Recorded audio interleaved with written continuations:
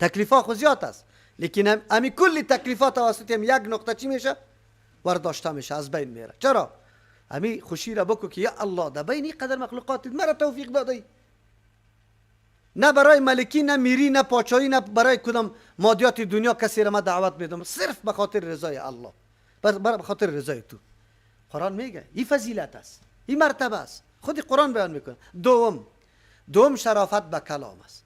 الله مستقیم کلام کرده به امرای موسی علیه السلام، پس هر کس که رابطه با کلام الله داره بالکل شرافت الله برش داده. از امو خاطر است که اهل القرآن یا با قرآن کلامی کیست؟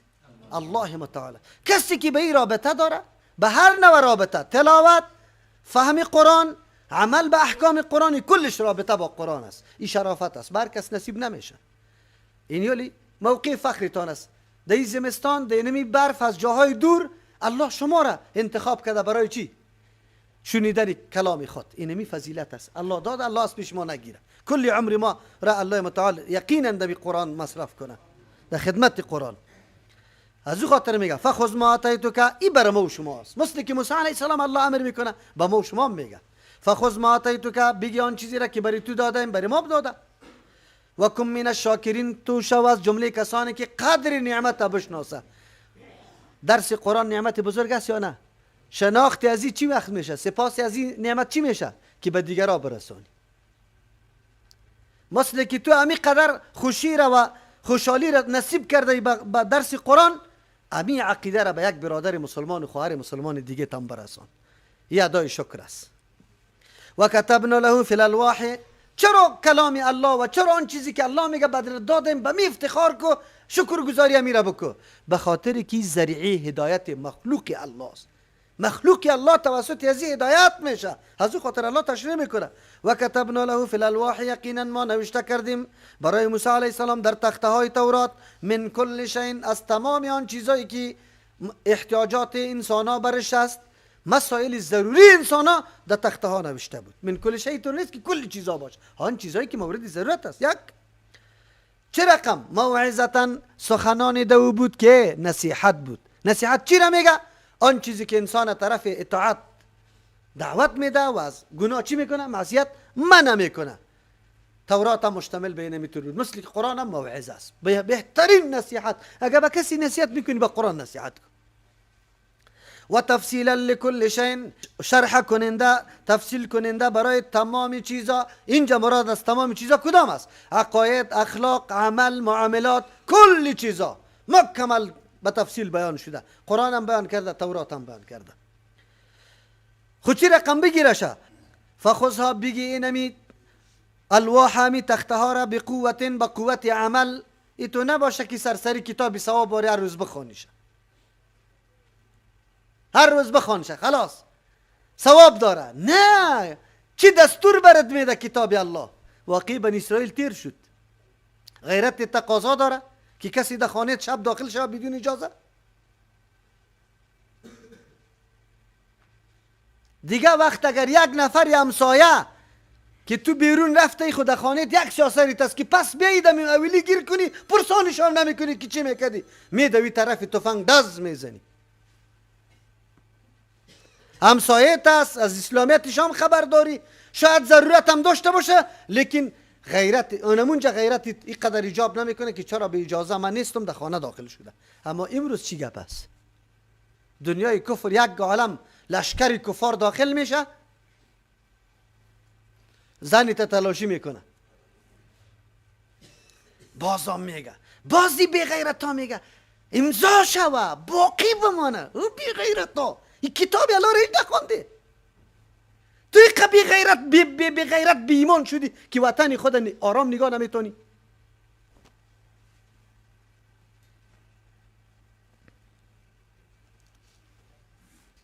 بده اختیار به مردم. یقینا مردم از کتاب الله دور هستند. در عمری آیت خوانده، در ختمه زیاد خوانده، یا آیت در ختمه زیاد خوانده، ملاهای امام خوانده، خلی که آیت به این مقصد و نیت نخوانده که این آیت برای ما چی درس میده. قرآن موسی علیه السلام الله امر میکنه بقوت، با قوت عمل بگی. الواح تخته هایی که برای داد این برای عمل است. و امر قومک یأخذوا باحسنها، قوم تم امر بکو که بگیرن باحسنها، با خوبترین کارای از او. دو قسم گپا بود، یکی واجبات یکی مستحبات.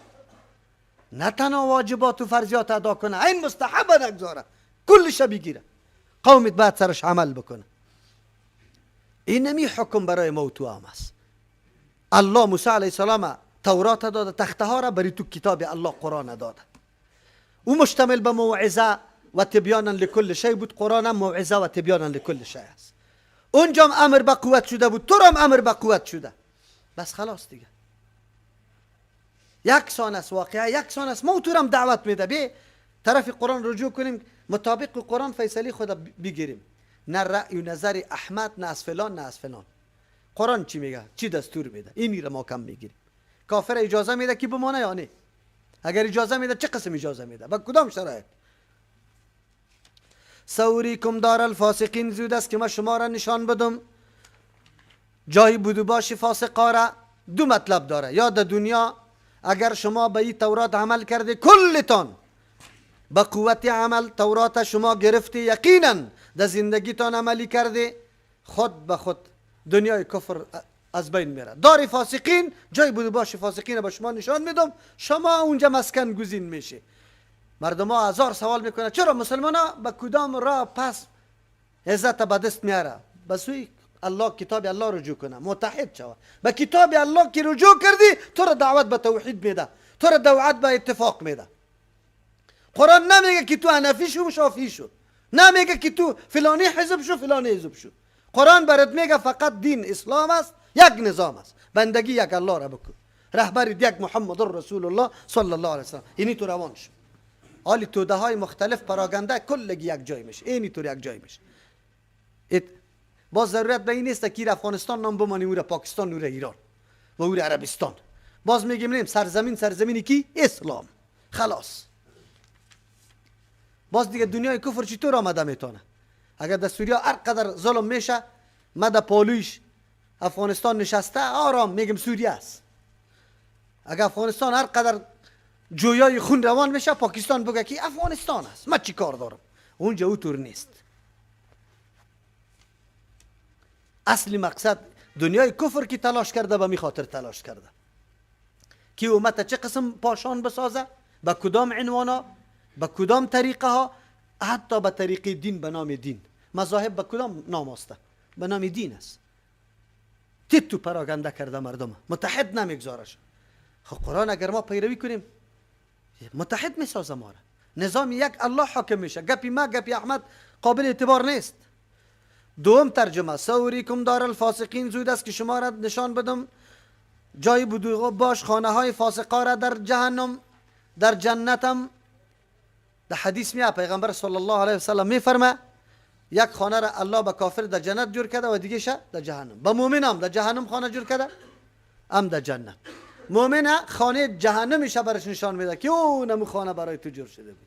اگر های غلط در پیش میگرفتی اونجا جایت بود. بسیار شکرگزاری میکشه، باز سخت خوش میشه، چرا که از او خانه بدبخت نجات پیدا کرده. اما کافر خانه جنتش نشان میده، میگه اونه اگر تو عمل میکردی اون خانه برات میرسید. سخت اظهار افسوس و حسرت میکنه که وای وای چقدر آسان گپ بوده دنیا، لیکن ما کدام راه را پیمودم. سأصرف عن آیاتی الذین یتکبرون، کدام مردم بدبخت است؟ الله متعال بیان میکنه سأصرف، زود است که بگردانم عن آیاتی، از فهم، از عملی کردن احکام خود. الذین، کسانی را یتکبرون که خود کلان میتراشه، فی الارض، در روی زمین، بغیر الحق، بنا حق. کلان نیسته لیکن متکبر هستن، خود کلان میتراشه. تکبر سری مردم تکبر میکنه، مردم برش حقیر معلوم میشه، سری دین الله تکبر میکنه، حدیث برش هیچ یک سخن عادی مردم معلوم میشه. قرآن کتاب الله متعال برش یک سخن عادی معلوم میشه. این تکبر میگه. کسی که تکبر میکنه نمیشینه در پای قرآن کریم که بفهمه که قرآن چی میگه. اکثر مردم ها امیال کلان نای ما که 4 روز پانتونی اجتماعیات و ساینس خوانده، حالی گاهی هم در تفسیر، در دوره تفسیر نمیشینه، خدا کلان میتراشه. حالی خو نعوذ بالله مردم نظام دموکراسی را سر قرآن ترجمه میده و گپای هتلر و فلان و فلان از به نام فیلسوفایی که ظلم کرده، بربریت کرده، بیدادی کرده، نعوذ بالله انسانیت بیخی از امو جاده انسانیت کشانده، امو مردم ها را اقوالش از ذکر میکنه. تلویزیون ها ایتانا نمیبینی؟ سوالا و جوابا که میکنه کدام سوالا را میکنه؟ از قرآن سوال میکنه، از عقیده سوال میکنه. سوال ازی میکنه که فلانی چطور بود، هتلر در کجا پیدا شده بود، چقدر سال عمر داشت، چی میکنیم، چی کرده؟ جهان در بدر کرد، قتل و قتال و غارتگری و جنگای جهانی را برای انداخت، چی کرده؟ محمد رسول الله سوال بکو که به جهان روشنی آورد، جهان آشنا کرد با نظام الله، انسانیت به مردم شناساند. خب بله ما گله نداریم، او مردم برای امون نظام خود اینمی خدمت ها را میکنه. این از او جمعه در افغانستان توسط شبکه تو بگوی یک نفر نامدار خود از سرطان معرفی میکنه، در خانه تو، در شبکه تو، سری بچه و دختری خودیت اون کار میکنه، از اون جمعه خیزمه. سأصرف عن آیاتی الذین، زود است که بگردانم از آیاتای خود، از فهم آیاتای خود، الذین مردم را یتکبرون که تکبر میکنه فی الارض در روی زمین، بغیر الحق بنا حق، و قدر کلان نیست و او قدر معلوماتی کافی نداره. خو لیکن خدا نعوذ بالله آمدن در مسجد در ترجمه قرآن کریم نشستن ای را عیب میدانه. اینی طور مردم ها گاهی هم استفاده از کتاب الله کرده نمیتونه. چرا؟ نه قرآن میفهمه و نه استفاده میکنه. چرا؟ به خاطر که تعالی رم در پیش نظر مردم ما قرآن یک کتابی ثواب است، ثواب خلاص سری مردا خوانده شوه دیگه با کسی ضرورت نیست، هیچ قطعی کسی سر و کار نداره. و ایرو کل آیت، اگر ببینه تمام آیاتا را، معجزه را، لا یؤمنو بها، ایمان هم سرش نمیاره. چرا؟ مانع این دور نیست که نمیفهمه، مانع ایست که تکبر میکنه، خود کلان میتراشه، از او خاطر ایمان نمیاره. و یرو سبیل الرشد، اگر ببینه راه هدایت، لا یتخذوه سبیلا، او را راه خود جور نمیکنه که دو روان شوه. و یرو سبیل الغی، اگر ببینه راه گمراهی را، یتخذوه میگیره او را سبیلا، راه خود. چرا اینطور میکنه؟ ذالک بانهم کذبوا بآیاتنا، این به خاطر عزیز که نسبت دروغ کرده با احکام ما، با آیاتای ما، و کانوا بودن عنها غافلین، از این خبر. بسیار نکته جالب است در عصر حاضر ما. الله سری کسی ظلم نمیکنه، چرا میگردانه مردمایی که تکبر میکنه؟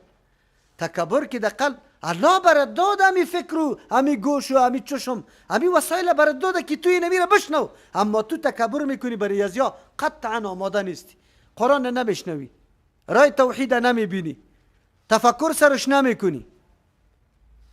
حالی ما به چشم سر میبینیم، اگر رای هدایت برش نشان میدی قطعا را نمیگیره. بیا کش کده، بیا که بریم نماز بخوانیم، بیا بریم در درس تفسیر، اج نمیکنه، این را قبول نداره. اما و یرو سبیل الغی، الکی اونجا چیسته؟ ستاره افغان سازنده اونجا چیسته؟ رقص است اونجا، با چی است؟ خواندن است، سینماست. باز او هیچ کس نه کش کدش، نه تکت هم میده، پیسی تکت هم میده، داخله میکنه. چقدر وقت پیش، یک ماه پیش تبلیغات میشه از طریق تلویزیونا، کسی دیگری هم نه، امی تلویزیونا امور دعوت میده، پول و پیسه هم برش میده، یک ماه برش کمپاین هم میکنه. بعد از او چیسته؟ زمینه را جور میکنه برای از اینکه کنسرت فلانی خان است، ستاره افغان است، ستاره افغان، رسوایی و شرمندگی افغان. او را یک تلویزیون شما دیده که برای دوره تفسیر قرآن کریم یک دفعه مفت اعلان کنه امی قدر بگه که در فلان مسجد دوره تفسیر قرآن شروع شده؟ دیده؟ مردمی ما منطور است. قرآن خود میگه اگر رای گمراهی را میبینه هجوم است، اگر رای رشد میبینی، ما به خواهرها موتر میگیریم لیکن کس نمیه،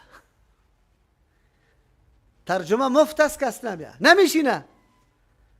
باز ملامت چی میکنه؟ الله در تقدیر چی کرده؟ الله در تقدیر چی کرده؟ تو را گفته اینی را محکم بگی، تو کدام طرف رفتی؟ چی میکنی؟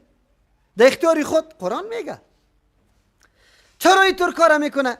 ذالک بانهم، اینی طور گپا ناشی از دو نقطه میشه. یک نقطه بالکل عقیده نداره که بله آینده ما آخرت داریم، روان هستیم، عذاب قبر است، از ما سوال و جواب میشه، جنت و دوزخ است، پل صراط است.